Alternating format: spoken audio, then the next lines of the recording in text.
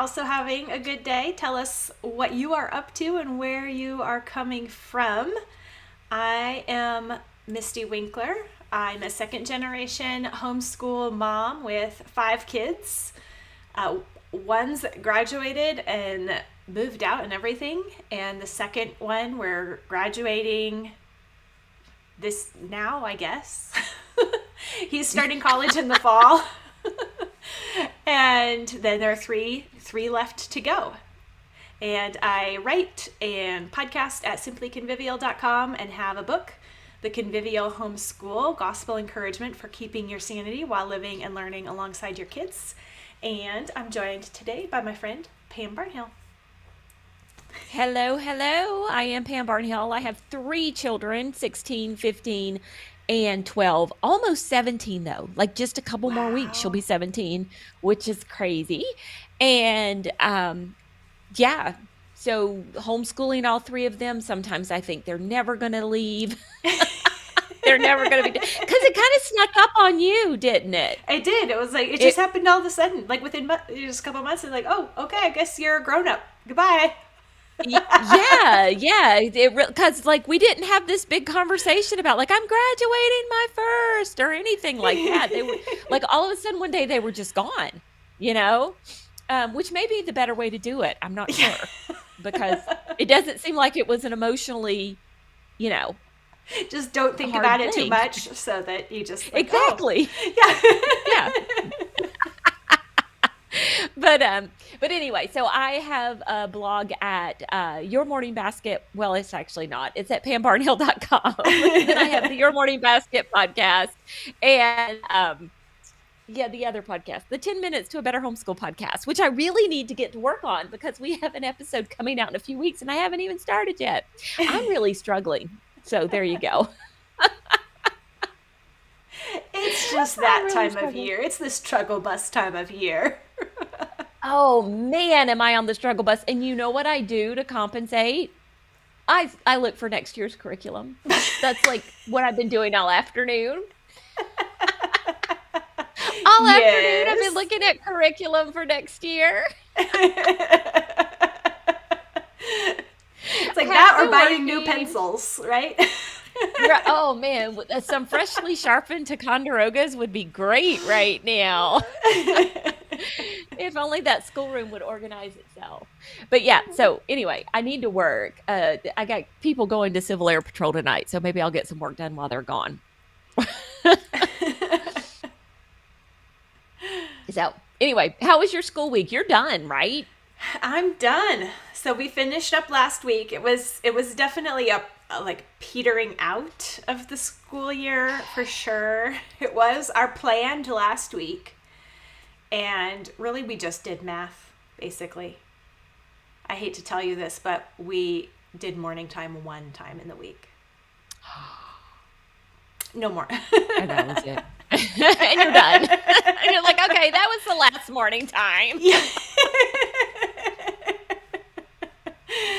So we had an out-of-town day on Monday, orthodontist visits, and then errands and visits with family and friends all day on Monday because we moved, and we're about 2.5 hours from our hometown, and we kept our hometown orthodontist. Basically, as an excuse to go back and have a reason to go see our family every 6 or 8 weeks or so. So babysit nephews and that kind of thing. So go to Costco. You don't have a Costco where you are? No, it's half an hour away. Oh my. Because like you drove to Costco, it seems like multiple times a week. I did. Yes, I did. It's like, oh wait, I didn't make dinner. Costco's only 7 minutes away. Let's get a chicken. I'm having to learn some better habits. Oh my goodness. That's crazy that it's 30 minutes away. So I've always been jealous of your Costco. Because we don't have one. Like our closest one is like 2 hours away.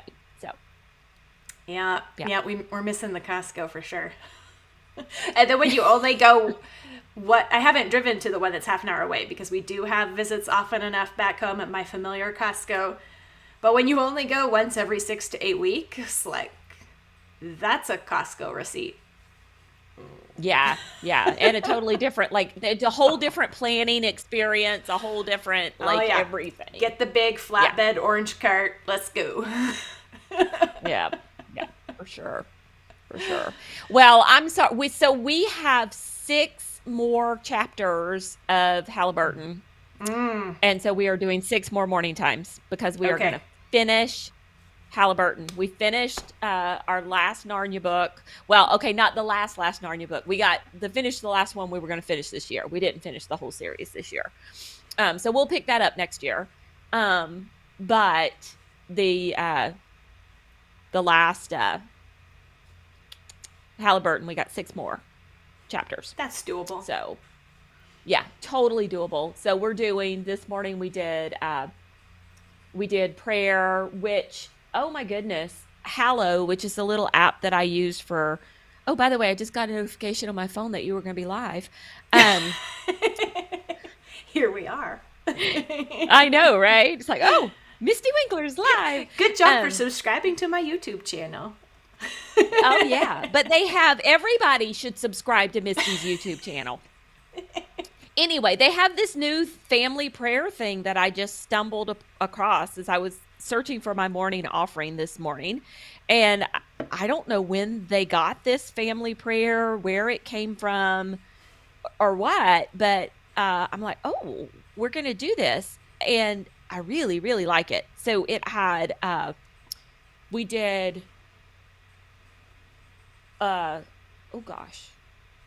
we did a hymn, and then we prayed Psalm 100, which frustrated Olivia to no end because it was not the same translation that we have memorized.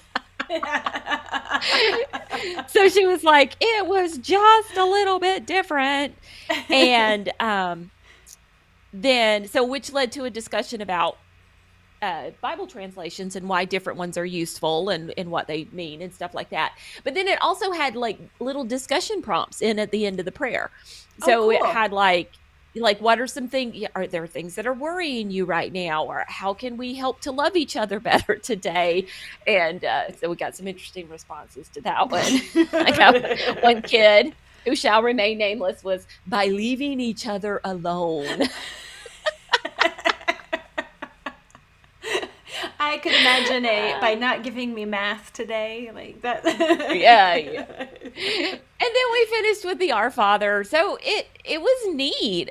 So I really, really like it. So I'll have to find it tomorrow, and I'm not sure how, because I'm not sure how I stumbled on it today.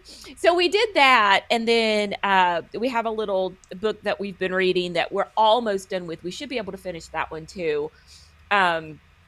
It's a minute in the Mass, and it breaks down each part of the Mass and talks about like what each little part means. And then we did our memorization, and then read Halliburton, and that was it. So it's a short little, but it's a tidy morning time. And I think 6 more times you can do it. Wrap it up. And we're memorizing the Duke of Plaza Toro right now.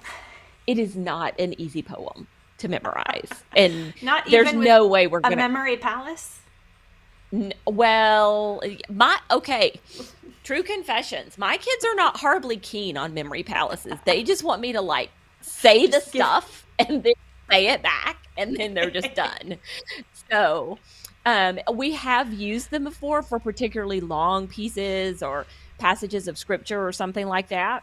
But poetry, there's just such a great rhythm to it normally. Yeah. That they're like, Mom, just say it, and we'll just say it back, and we'll normally within a few days they have it. But this one is particularly frustrating.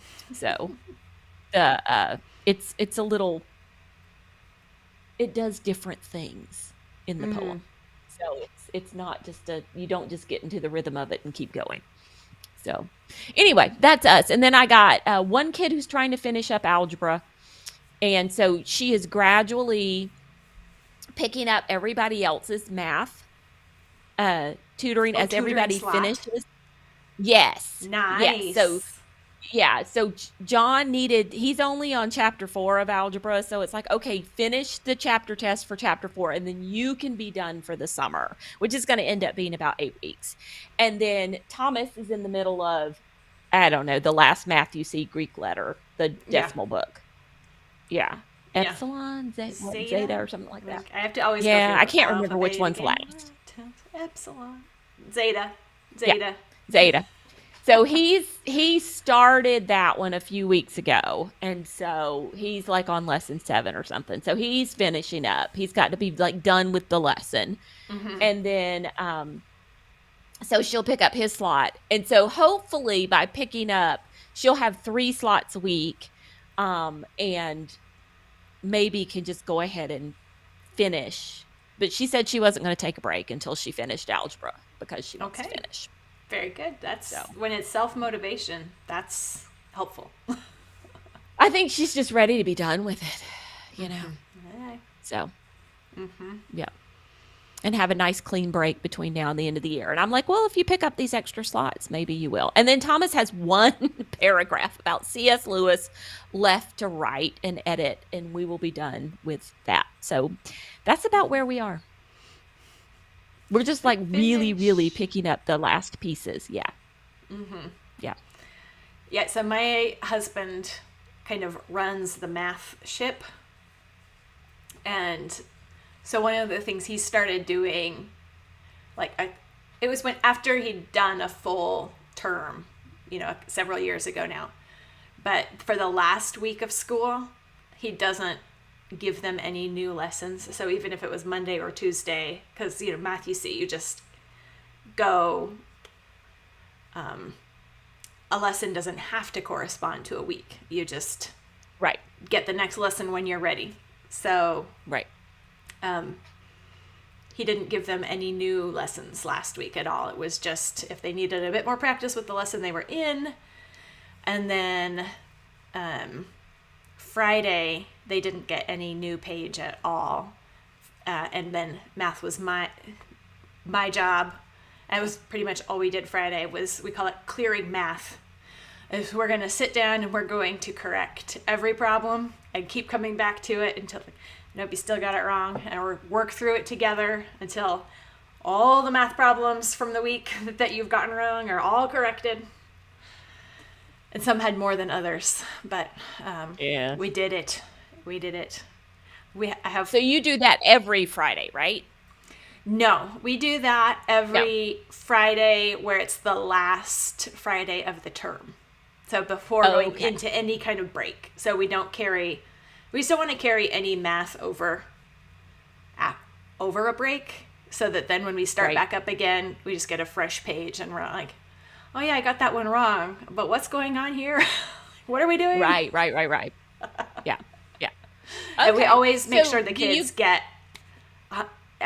work every problem until they're correct. That's what we do. Okay. Yeah.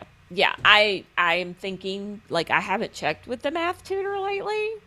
But I'm thinking that they correct before they move on. So, yeah. I'm pretty sure she does. And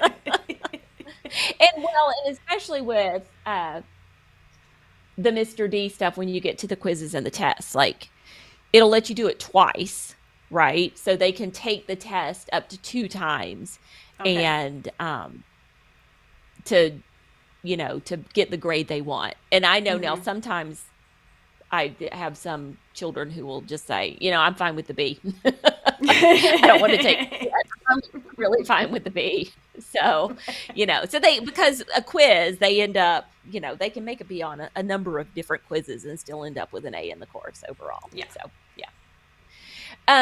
You guys just shut the Matthew C book at the end of the year, though, right? You don't try to finish a book.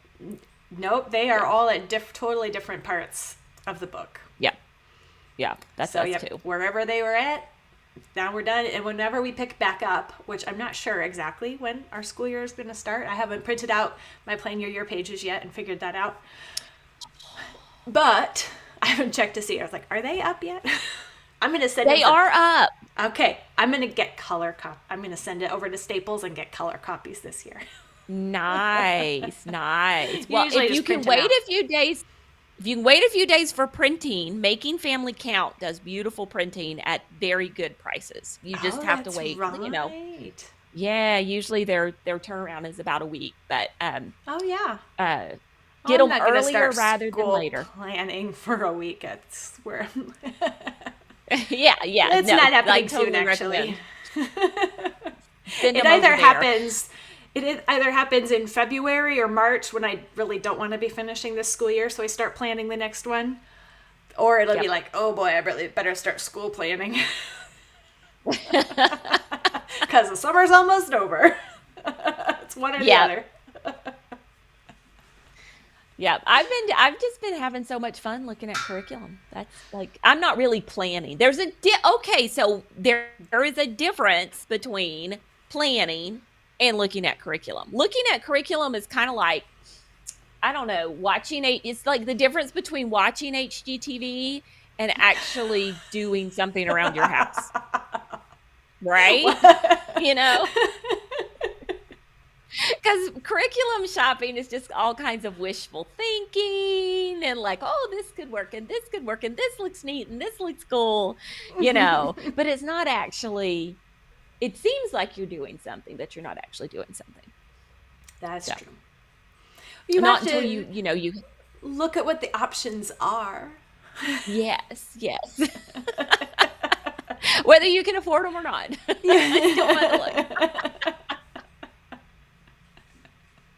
So I've managed to blow like 3 hours this afternoon just doing that, and then ended up going back to the first thing I was looking at anyway and thinking, yeah, this is probably it.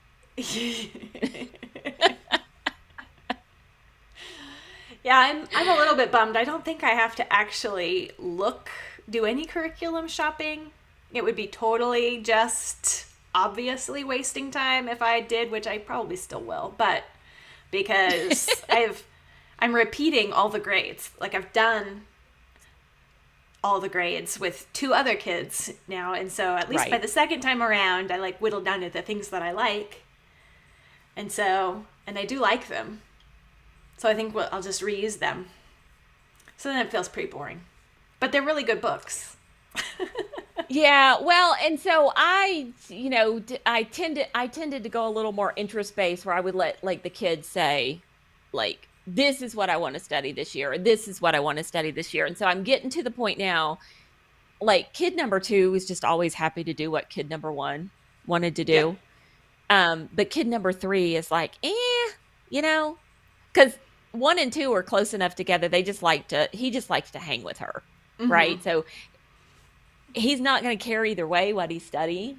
So he might as well just do what she's doing so he can hang with her, I think is kind of the way he looks at it. And so he's always just done what she's done. But kid number 3 is like, yeah, I'm not quite so sure I want to do those. So figuring out like what, kid 3 wants to do as far as science and different things like that is, yeah.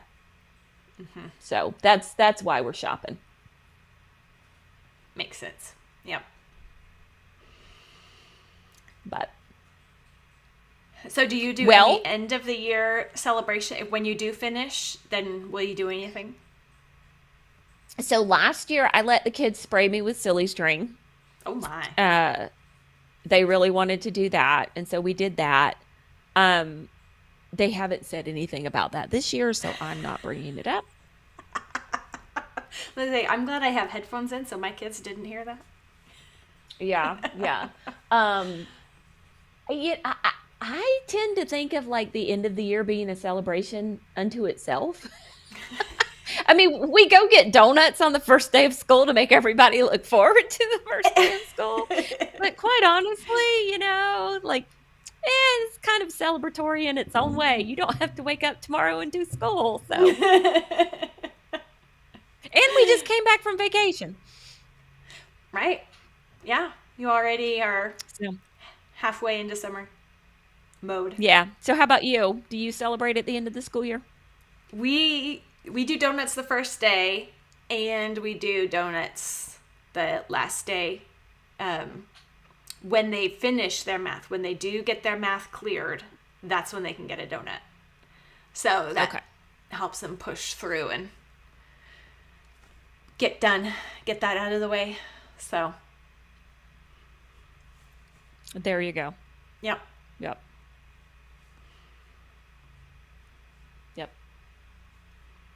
Well, cool. Yeah. All right. Well, so this is our last Homeschool Teacher Lounge. Since we will not be homeschooling, then we will not be chatting about homeschooling. There's nothing to talk about. Because we're all ready for a break. But that doesn't mean that, like, we're going to be disappearing. So what are you going to be doing this summer? Where can people find you, Misty? What kinds of things have you got going on? I will still be putting out the Simply Convivial podcast every week and the Simplified Organization podcast. The episode that goes out tomorrow will be part 2 of my conversation with Pam about planning. And actually, this Friday and all of next week, I have a free workshop series that's kind of like do a few key housework chores together. So during this live session, we'll be talking you through, so kind of like a co-working type of thing, like work through it with me kind of thing. And there are checklists, and it's free, and that's going to be fun. It's kind of an experiment, a new kind of thing to do online. So I will put the link in the show notes to that, because there will be the replays and everything also. How about you? What are you going to be doing? Oh, goodness. So we have our summer reading program that's out at pambarnhill.com/read. So especially if you have elementary kids, you want them to read widely and read different things. Maybe they're stuck in a rut. Summer reading program is perfect for that. We also I'm going to have a workshop coming up in June. The 3 things you need to do before you buy your homeschool curriculum. So before you start like for real curriculum shopping, not just the window shopping, stuff like that, what are the 3 things that you need to have? And that's how I know I'm not curriculum shopping for real, because I've got like only one of the 3 things completely done. And so I'll do the other 2 before I actually start making purchases. And it's really a productive curriculum shopping thing. So I've got that workshop coming up in June. And then the 10 Minutes to a Better Homeschool podcast restarts the first week of June. So yeah. And then Your Morning Basket is going on hiatus, I think, after this week.